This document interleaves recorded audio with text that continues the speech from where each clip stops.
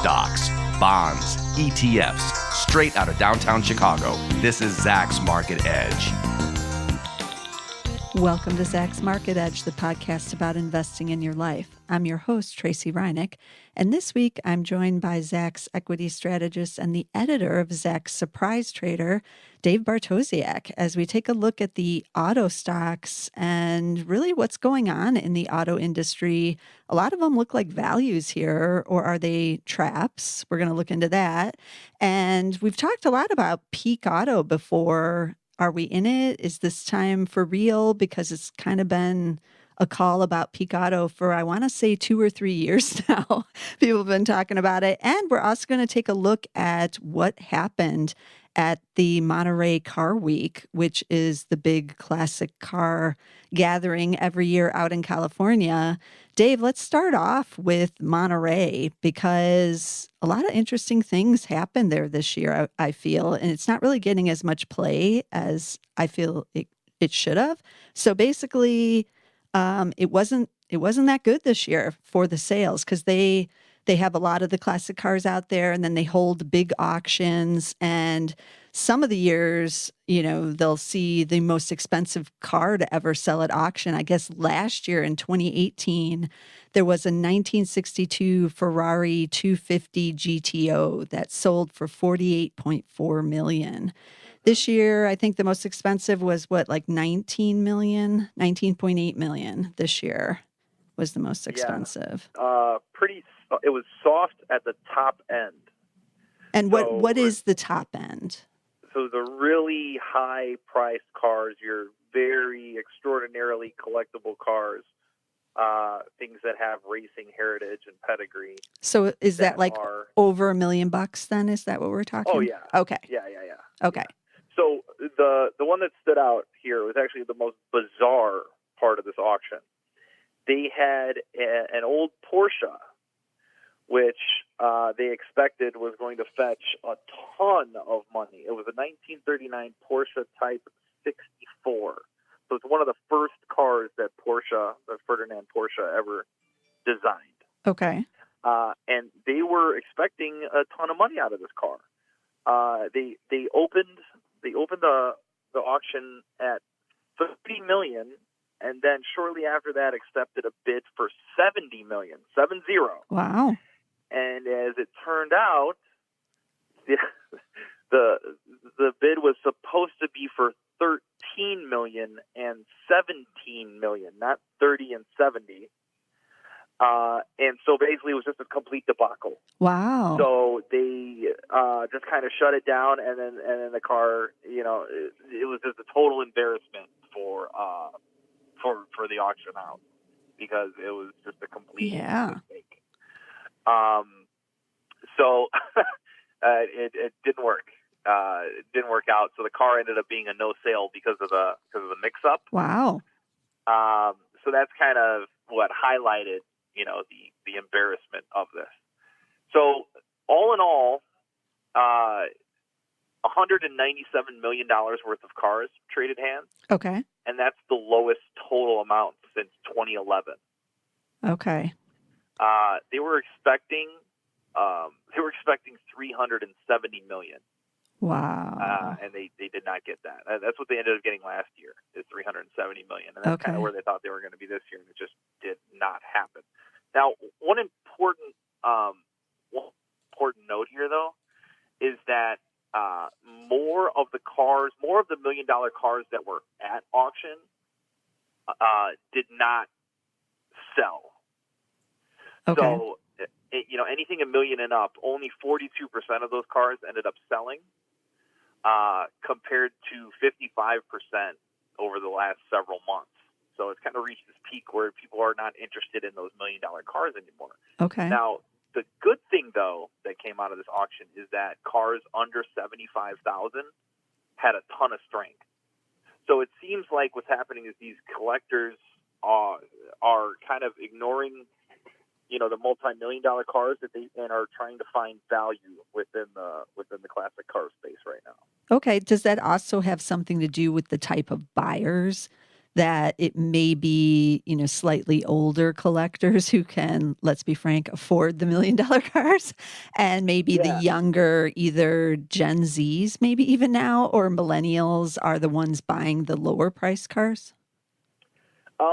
I don't know that it's that necessarily. I think it's more geographic. So Oh, we've had the Chinese coming in and buying everything at the high end for a long time, and that's been subsiding here. So you're not having that huge influx of big dollars coming in at right. the top end of the range. Okay. So you're getting more sort of astute collectors coming in and trying to find these values, the cars that are under 75,000, that they're trying to scoop up. Because if you look at, the top sales this year, we're still cars concentrated, for the most part in the 50s and 60s. Okay. So that's still kind of the older generation that, is going after those cars. Yeah. But, I think over the next several years, you're going to start to see those cars from the, early and mid 80s start to fetch a little bit more love here. Okay. Like the Camaros and those types of cars, or? Yeah, you'll get some of that. Okay. But you got to think like posters of the 80s, right? Okay. So call up your brother and ask him what he had on his wall. So the old, like the Lamborghini Countaches of the world have been coming up in value. There's been a huge push towards this, analog versus digital that's happening in the car world. Okay. Where people are trying to get back to the days where it was just kind of raw power. You didn't have all the traction control and stability systems and all the computers essentially that are in today's cars. Yeah. They did get that more kind of raw, connected to the ground feeling.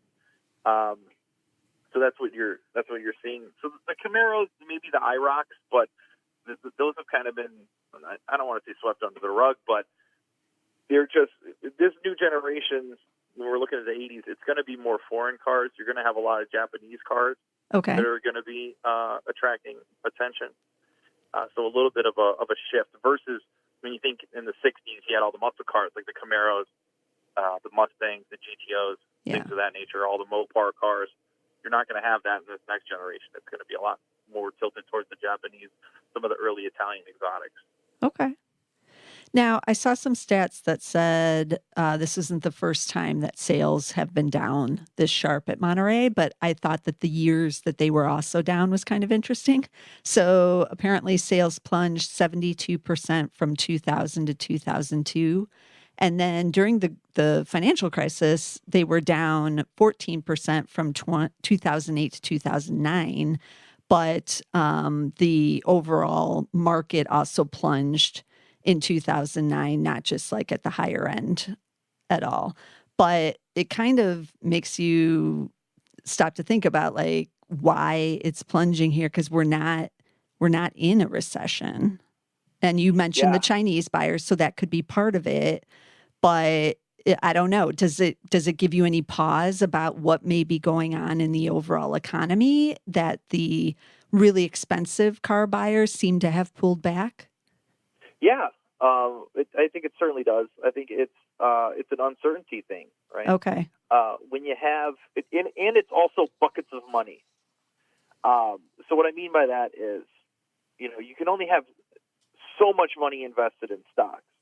You don't have so much money invested in bonds. When you have this excess money, you need another bucket to put it in. And for a while, with easy money internationally, those start to go into collectibles. So not just cars, but I'm sure we could talk about, well, I can't really talk about art, but there's somebody out there that can talk about art and the art market and what's happened there. Even, do you remember, I think it was a couple of years back when wine started becoming a huge thing? Yeah. Yes, for sure. Wine bottles. Yeah. So it's just all these pockets of collectability where that excess money it's got to go and get parked into something. Yeah, the baseball card market right now has been doing, the card collectibles, I should say, for the last several years has been real hot. But that doesn't appear to be slowing. Oh, really? Yeah. Yeah. Uh-huh. It's come back. Well, the problem Get out those shoe boxes. is all from the early 90s when they just decided they were going to mass produce everything. Yeah. So my generation was a victim. That's true. That's true. That's right. When the last card bubble. Oh, yeah. Then they were just like, let's just print up a bunch of guys. All these kids don't like this stuff, and that's what happened. Yeah.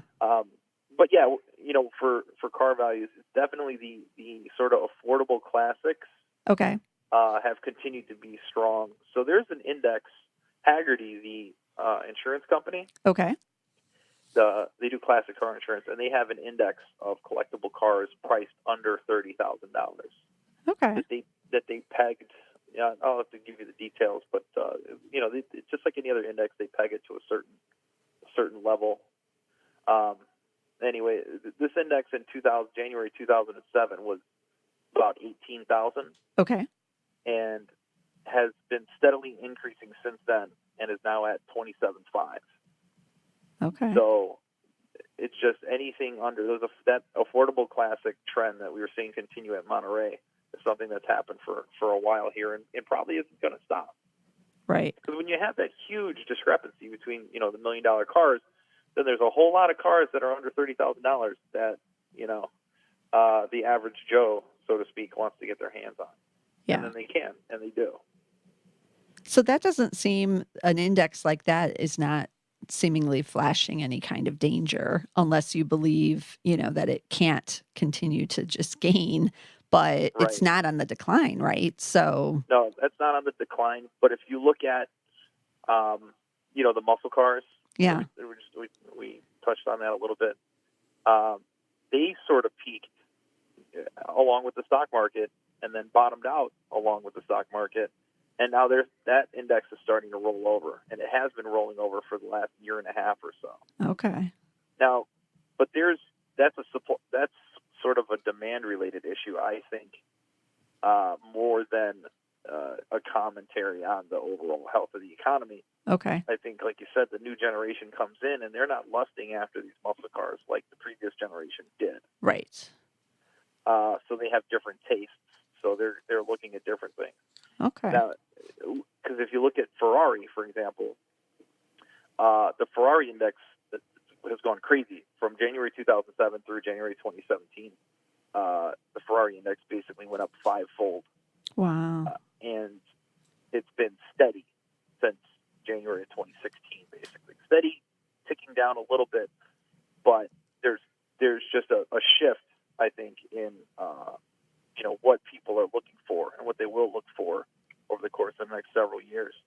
And it's just shifting away from, your old school muscle cars, looking more towards the exotics in the Japanese and, foreign cars in general. So Okay. things are changing. It does say a little bit about the economy, I think, but I don't know that it's not really like a death knell, right? I don't think we should be freaking out because the top end of the market is not there. I think it's just saturated. And you touched on it before. I mean, like, how many super high-end luxury, condos can they sell in the same space in the same amount of time? They cannot. So they have excess inventory with those right now too in a lot of cities. Yeah. Yeah. Okay. Well, switching back over to just kind of the regular car market, so to speak, what do you make of this GM strike? This is the first strike since 2007 at any of the major automakers. And what does that tell us? That's kind of an indication maybe of things that are going on, at least in the job market. The job market's pretty good if we have striking coming back, I feel. Yeah, I think so. I think I think the UAW is looking at the strength of GM right now and going, hey, wait a minute, what about us? Yeah. I've seen a few articles point out the discrepancy between what the CEO Barra, what she makes versus the average employee there, which you can do everywhere, but when you have a union of employees, then that becomes scrutinized a little bit more. Yeah. And they want health care, they want fairer wages, and all the stuff that goes along with it. I think that's what makes these stocks kind of tough to buy into over the long run, because you have that huge part of the company, that major cost, that's sort of constantly demanding their piece of the pie. Yeah. And it's sort of that push and pull between them and the shareholders. Yeah. Which makes it tougher to invest in those for the long term. But I mean, the auto industry has its own headwinds, several headwinds that they need to get, because people just don't. The next generation just doesn't buy cars. Yeah, let's talk about that a little bit because I've been carless and I'm not even the next generation. And I've been Right. carless for, I want to say 4 years now. And I fully intended when my last car died, and I had it 18 years, I fully intended to buy another one, new or used. It didn't matter to me. I was going to buy another one. But here I am 4 years later. I live in a major city. Other things have allowed me to not buy one, including Uber and Lyft, obviously the ride shares. I'm taking more public transportation, and then Zipcar is actually pretty convenient if I need to go, if I do need a car for just like a day or something. There are a lot of them in Chicago. It's not cheap, but it's cheaper than owning a car. So yeah, I've been able to jettison, get rid of my car and all those expenses. And they're even more expensive now than ever. Basically, to buy a basic, Sure. new car is a big deal now. I feel financially. Yeah, absolutely. And that's one thing that these car companies are struggling with, and that's why you see so many of them trying to rebrand to a mobility company. Yeah. If you read, the mission statement on BMW, it's completely different than it was 15, 20 years ago. Toyota, Nissan, all of these companies are trying to make that shift. Even Ford invested so much in electric car and autonomous technology. It's where a lot of their money is going, trying to develop that sort of stuff. Yeah. So it's a different world out there, and they're also faced with lower demand. Now you're still going to have the fleet demand because somebody's going to need to buy those cars. Right. The Zipcar. To have that Zipcar. Right. Zipcar is still buying all these to put out there.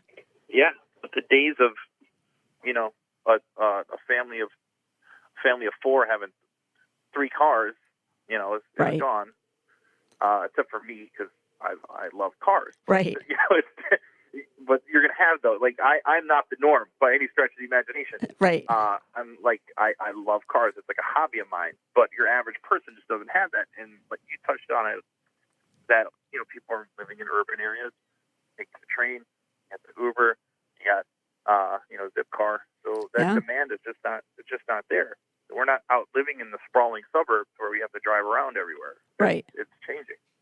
So what do you think about the major auto stocks? So taking a look at GM, which is ticker GM, it's trading with a PE of just 5.5 right now. So that it's like dirt cheap basically. And you do get a dividend with 4.1%. So you're getting something to kind of hold on in there. But the stock isn't really doing much here. And now we have the strike. Earnings expected to be up 3.9% this year, but down 6% next year. So it looks a little bit like a value trap here a little bit.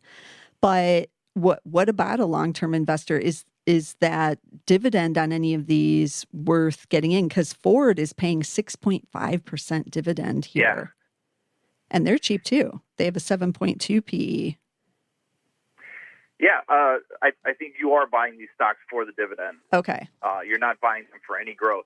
You're just it's for that investor that's looking and saying, okay, well, where's the 10-year? And I can get I can get a multiple of that by going into something that I believe is just as safe. Buying a GM or buying a Ford and just hanging out and not really worried about it. Okay. Because over the long run, I mean, we know that stock's going to bounce around a little bit. Yeah. But is GM going to get cut in half? Is Ford going to get cut in half over the course of the next few years if the market is just kind of moving along? I don't think that there is a huge risk of that. Okay. So if you're a more conservative investor and you're comfortable with getting 4% out of GM or 6% out of Ford, it's not a terrible idea. But don't think that these are really smart value plays that you're going to come in and scoop off the bottom and all of a sudden the rest of the market's going to pay attention and they're going to double. I don't think that's going to happen anytime soon. What about a stock like Toyota? I used to own it in my value investor portfolio a couple of years ago, and then we had to sell because I think the rank went to like a 4 or 5 or something, so I had to get out of it.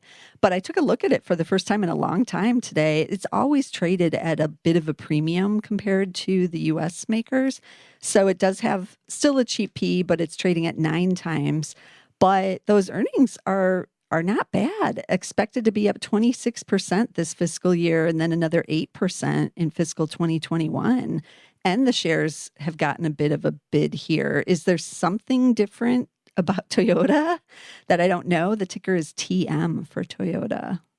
I don't know if you follow that one. Yeah, so part of it is just more efficiency for them. Okay.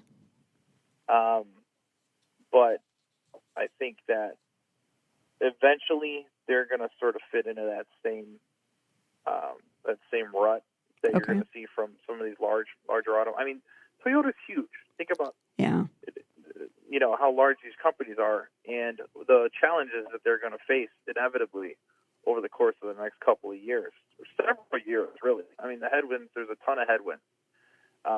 So I'm not. You're still not buying in. I'm not buying in. That's what you're saying. You do get a dividend. The short answer, right? Yeah, you do get a dividend with Toyota too, but it's not as good as the others. It's only 2.6% here, but that's because it looks like you're buying a little bit better growth with them.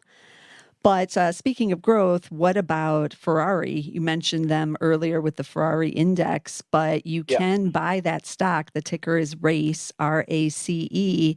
I haven't looked at this one for a while either, and I was surprised to see it's up 54, almost 55% year to date, but it does look like it's stalled out the last couple months. Is this, and it's not cheap, it's trading at 37 times, but it's always traded with the premium because it's a growth stock. But it doesn't look like much growth in the earnings now, and I know the longtime CEO passed away, right? So what's going on there now? Have things stabilized now? It's been a little while since he passed away. Like, what's the behind the scenes with Ferrari? Okay, well, since they spun off and had their IPO in 2016? Yeah. They really had a goal of increasing the production across the board.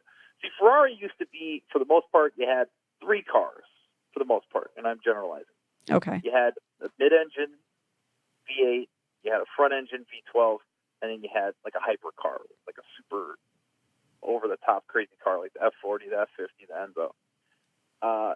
Now, the Ferrari lineup has a mid-engine that's now a V6 twin turbo, or a V8 twin turbo, rather. Then you have a front-engine V12. Then you have the Grand Touring car with a hardtop convertible. You have a station wagon, well, technically a shooting brake. It's a 2-door station wagon in the GTC4 Lusso. Okay. You also have the hypercar, and the lineup just keeps expanding. Now they're going to have an SUV that they're working on since they saw what Lamborghini did, and they're going to do that too. Wow. So there's 2 tiers of Ferrari. There's the heritage, the old school, which is those mid-engine cars, the front-engine V12s, and the hypercars. And those are the ones that are still going to be exclusive. They're not going to make, a ton of them. You're going to have to be on a list to try and get one, especially if you're looking at the 488 Pista, some of the special edition cars that they have. But then, if you want to go and buy a Portofino, which is that GT convertible car, anybody can buy a Portofino. Okay. And that's sort of their entry-level car. So you have $200,000 you can go buy a Portofino right now, and they're going to keep making Portofinos until nobody wants to buy a Portofino anymore. They're just going to make as much as possible in order to maximize those profits. When that SUV comes, an SUV could be further from Enzo Ferrari's vision. Right. I mean, it just couldn't. Right. You're going to bring in an SUV here, and why are you doing that? Well, Lamborghini has their SUV, and their Lamborghini SUV, the Urus, is selling so crazy right now. Really?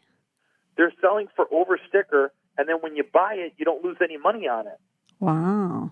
There's guys who have an Urus, held it for 6 months, put 3,000 miles on it, and sell it back to the dealer for more than they paid for it.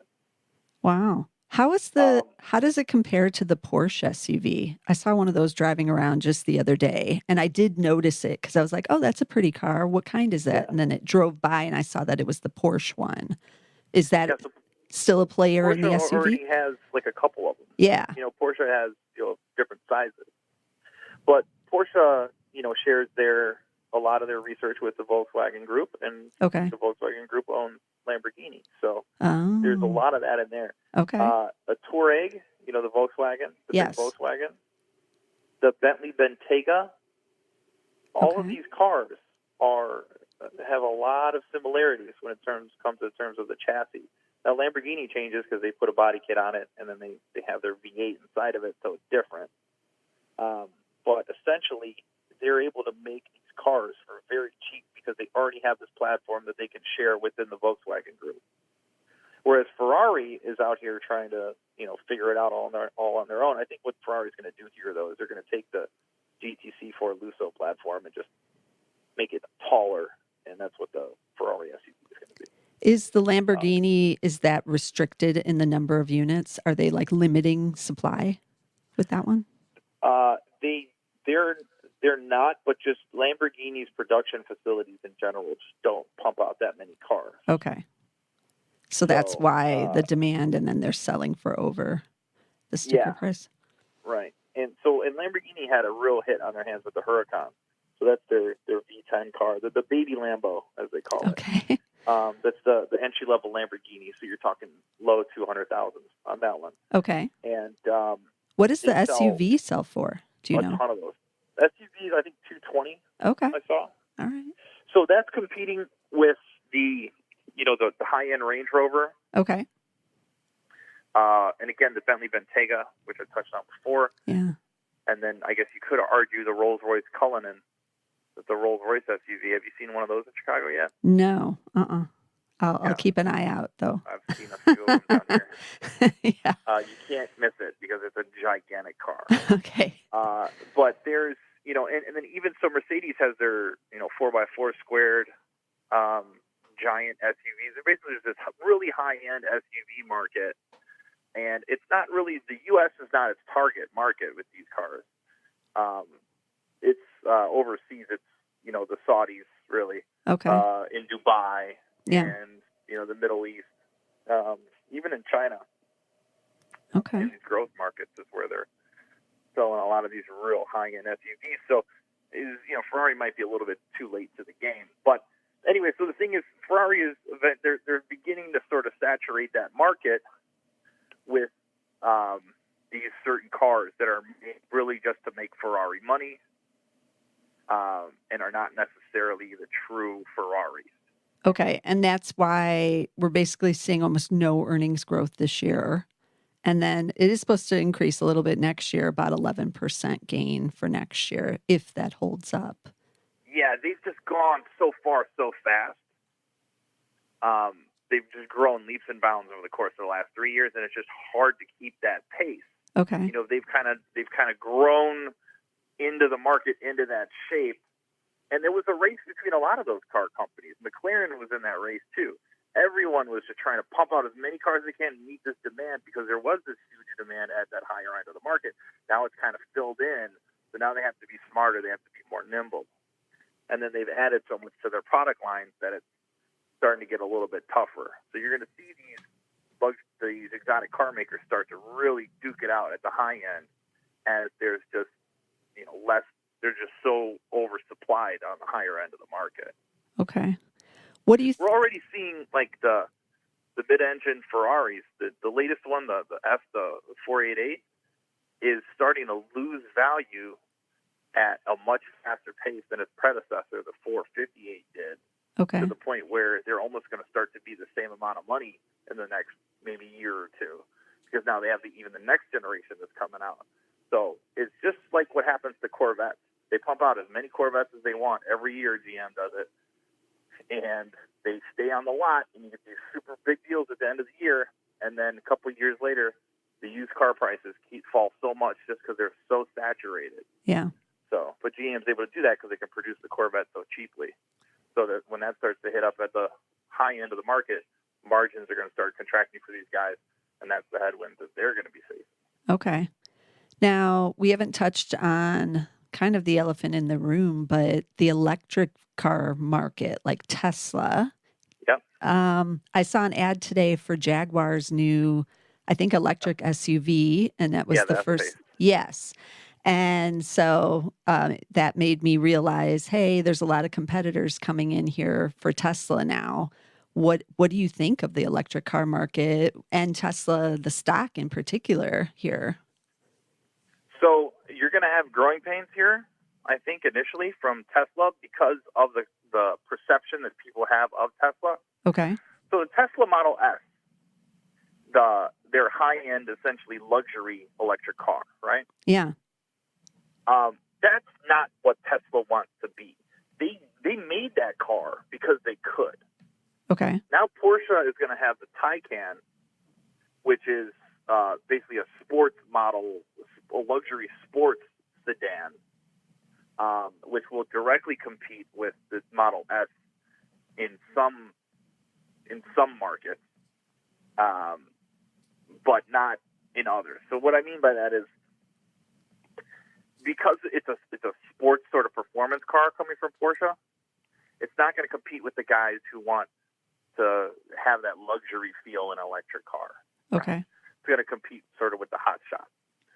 So you can almost think of it as like, a Mercedes S65 AMG versus just a regular BMW 7 Series. So Okay. there's going to be some competition, but not 100% direct competition like people think. Tesla really wants to make those Model 3s. That's where he wants to be. He wants to be sort of an everyday, every person electric car. Okay. That area of the market is not getting hit yet, nor will it for a while, I don't think. Okay. These companies are going to come in with these higher end things first. So BMW did it with the i8. They tried to come after Tesla with the i3, which is that smaller electric car that they have. Okay. But that's really where Tesla wants to be.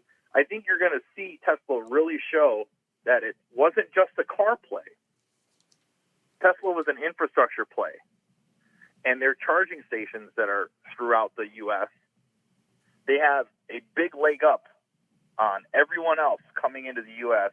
trying to set up their electric charging network. Okay. So I think that's where you're going to see some value in Tesla moving forward. So it's going to take a while to develop, I think, the real bullish Tesla story. But when it does, and when people realize what he's been doing all along, I think it's going to be great for the stock. But in the meantime, he's definitely got some competition he's got to fight through. Okay. I'll keep an eye on Tesla then, based on what you're talking about here. And I have one other final question. Will you be seeing Ford versus Ferrari, the new movie that's coming out this holiday season, I believe, or this fall? It has Absolutely, and I'll be there in my Rosso Corso with my Cavallino booing the blue oval. It looks good, the movie. It is based on a true story, right? Well, the true story is going to be better than the movie. Okay, but it is like this really actually did happen, right? I'm pretty sure. Absolutely. Yeah. So the cliff notes, without the movie's going to be the movie, right? I don't know how the movie's right. Going to be. This is Matt Damon and Christian Bale, right? Yeah. Yeah. Yeah, they just had another trailer for it that looked great. Okay. Essentially, what's going on is, Ferrari was going to sell to Ford. Something happened that upset Enzo, so he decided he's not going to sell. Essentially, I think what it was is Ford wanted full control of their racing program. Okay. And Ferrari wanted nothing to do with that. And then Ferrari canceled the deal. And then Ford was like, well, we're going to beat you at Le Mans. And then Enzo said, okay, bring it on. And eventually Ford did win at Le Mans. But what they're probably not going to point out in the movie is how many years it took Ford to finally beat him.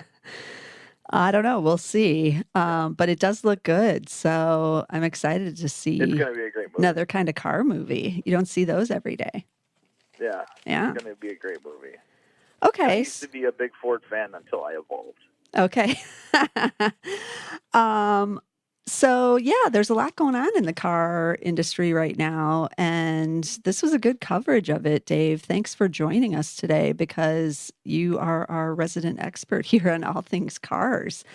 And we're going to keep an eye on it because I have a feeling in 2020, it's still going to be one of the more interesting, both stock and kind of industry areas especially depending on what goes on with the economy. If we get a recession, if we don't get one, and what happens with the earnings with a lot of these companies going into 2020. So let me recap the tickers we talked about. So we did talk about General Motors, tickers GM. Ford is ticker F. Then Toyota is TM. Ferrari is RACE, RACE. And then Tesla is, of course, TSLA. And Dave, when we have you back on, you can give your review of Ford versus Ferrari. Oh, absolutely. Because I'll be seeing it too, and we can discuss it. But for everybody else, make sure you subscribe so you don't miss a single episode, and so that you're listening when we talk about cars again. And you can subscribe on a whole bunch of platforms. We are on SoundCloud, of course, and now on Spotify. And you can get us on Apple Podcasts. But be sure to get us somewhere. And I'll see you again next week with some more stocks. This material is being provided for informational purposes only, and nothing herein constitutes investment, legal, accounting, or tax advice, or a recommendation to buy, sell, or hold a security. Do not act or rely upon the information and advice given in this podcast without seeking the services of competent and professional legal, tax, or accounting counsel. Publication and distribution of this podcast is not intended to create, and the information contained herein does not constitute an attorney-client relationship. No recommendation or advice is being given as to whether any investment or strategy is suitable for a particular investor. It should not be assumed that any investments in securities, companies, sectors, or markets identified and described were or will be profitable. All information is current as of the date herein and is subject to change without notice. Any views or opinions expressed may not reflect those of Zacks Investment Research as a whole.